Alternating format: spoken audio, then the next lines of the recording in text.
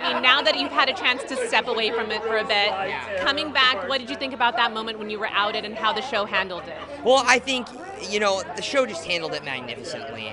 I've partnered with Survivor and CBS and GLAAD to make the most of a bad situation. And I think we've been able to create such a positive impact and a strong message. And I just, Jeff Probst is just such an amazing guy. He has been by my side throughout this entire thing and has mentored me through it. And I just feel really proud to have been part of Survivor, which is something that has really been important to me throughout my kind of entire adult life. Survivor has changed my life in so many ways, and I am the man that I am today with the bright future that I am because of Survivor.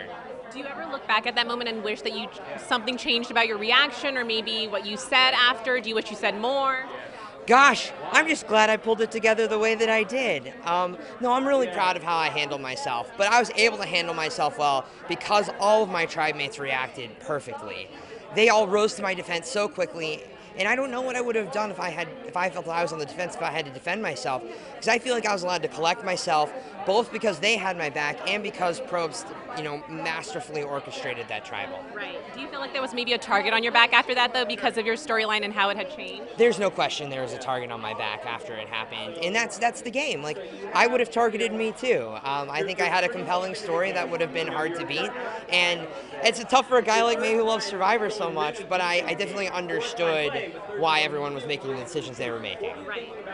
And you did say you're doing a lot of work right now with Survivor and different organizations, so would you say there's a silver lining? I read this quote about you saying that you felt like there were these certain doors that were closed to you, yes, and how now you're going to go ahead and knock these doors down. Yeah, I definitely think so. I mean, when I was a kid, I had these dreams of sort of being in the spotlight, and when I transitioned, I thought that I couldn't do that anymore.